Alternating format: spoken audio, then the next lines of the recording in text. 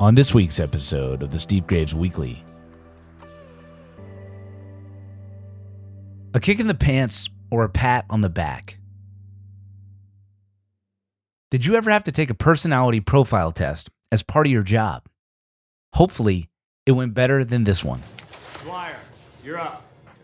So this test will determine whether you have the right personality profile to be a police officer. Just to make sure the machine is working, is your name Andy? I don't know how to answer that. Simple yes or no. Well, everyone calls me Andy, but my full name is Andrew, I think. So, no? Wait, Yes. let's move on. Scenario, a high school-aged child asks to hold your service revolver. What do? Yes. I give it to him. When I was a kid, I always wanted to hold a cop's gun to make that dream come true for another kid. Well, that's what being a cop's all about. Scenario, you pull a car over for speeding, you find out that it's your father. Whoever becomes Andy's supervisor would certainly have their work cut out for them. But let's be honest, every employee's personality requires its own style of motivation. Coach Steve. Shortly after I graduated from college, a friend talked me into joining him at a small private high school as both a teacher and coach. I had some student loans to pay off and figured this would be a good place to accomplish that while also allowing me to think about some long-term career direction. In addition to my teaching duties, I coach football, basketball, and tennis. Now, before you become unduly impressed with my athletic ability and acumen, I should probably admit that all my tennis players could easily have beaten me. I was not some high school athletic phenom, but this was some early training ground for me in learning how to lead different kinds of people. I'm done, coach. During my first year of coaching football, I had two players that were very talented. As is often the case at smaller schools, these two guys, let's call them Jeff and Mark, carried the team. As they went, so went the team. Near the end of my first season, we were in a dogfight of a game, and not surprisingly, we needed Jeff and Mark's best efforts to win. As the game wore on and their minutes began to pile up, both began to noticeably fatigue. About midway through the fourth quarter, we called a timeout. As the players headed to the sideline, I could tell Jeff was struggling.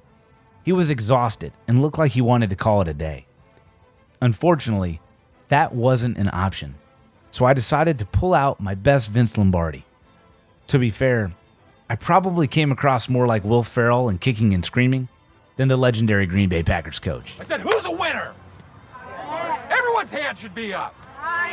Okay, everyone bring it in. I met Jeff before he made it to the sideline. I grabbed his face mask and climbed into his ear. Spit was flying, and I was screaming with everything I had. "You're better than this. You can't quit on me now. You've worked too hard. Your team needs you." As my tirade wound to a close, I locked eyes with him, and he caught fire. He was back, and he ran out on the field like he was shot out of a cannon.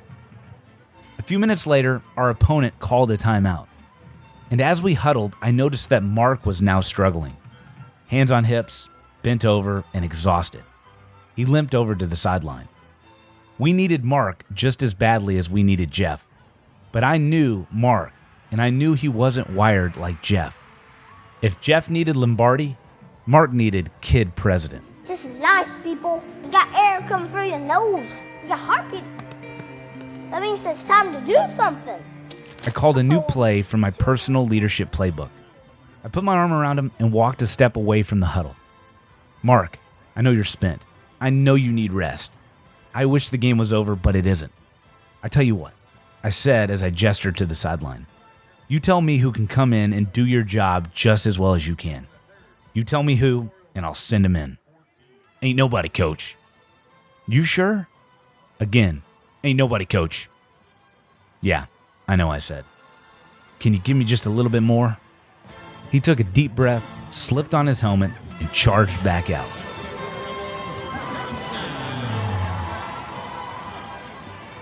Don't be a one-play boss. I haven't kept in touch with Jeff or Mark, but I would bet that Mark has never responded well to a boss who screams and pounds the table.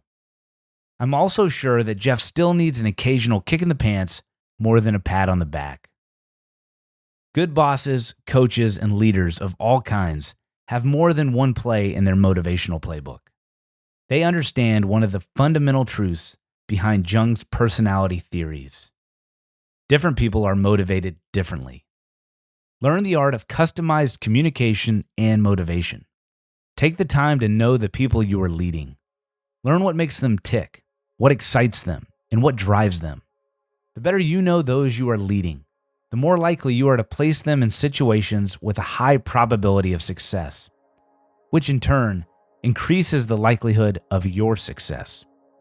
As David Brooks writes, people are motivated when they feel competent. They are motivated when they have more opportunities. Ambition is fired by possibility, not by deprivation.